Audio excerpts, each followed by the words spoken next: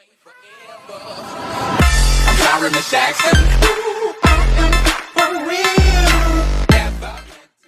think that is good. So moving forward, let's take a deep dive into CV. Okay, what are the main common mistakes which students do while drafting their CV? And as the legal industry is actually changing, I mean, each and every month it changes. So how should we equip ourselves? What should be there in that CV to actually one is able to actually serve the Yeah. industry. So, see, if you want to get recruited by the best of the places, you have to have the best of the CV. Okay, that is non-negotiable. So, how do you have best of the CV? Your academics are the topmost priority.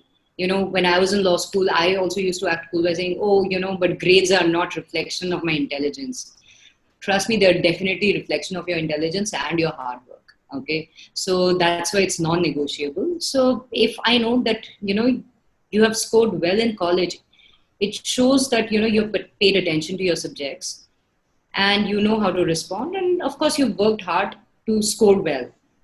Also, if you say that, oh no, I couldn't score but I know everything, but there are so many other students within your batch and a lot of students across law schools who have managed to score very well and also have like multiple activities in their resume, be it moot courts, debates, publications, and whatnot. So how do you make yourself stand out? So the first, and you've seen a lot of top law firms, it's the easiest filter for them. They'll say that, send us resume of top 30 students, because it's just the easiest way. They can't go through 100 resumes and filter them, because you can imagine the number of law schools who are sending applications to them. Nobody has that kind of time. So it's an easiest filter. So it's important that you take care of your academics. Then is your internships. You have to have a good set of internships, and nobody wants you to have only law firm internships in your resume for you to get selected. That's a big myth. All the people who are interviewing you have also been law students at some point of time, right? And all of us have been part of that curriculum where we know that you have to start with an NGO internship, and then you move to, say, a trial court and a high court or Supreme Court, then to a corporate house or a law firm, that kind of thing. So if you think that, just throwing all the law firm internships will make me an eligible candidate, that's not really true, because people will ask you that there are students who will say that, oh no, I knew I was meant for only doing corporate law from my school days. That sounds a little unbelievable, but okay, if you're one of those students, that's great. However, you haven't even bothered trying what are the various other fields to come to this decision, right? So automatically, we look for people who have tried out everything and have come to a sensible decision. Then next is your co-curricular activities, which can be anything.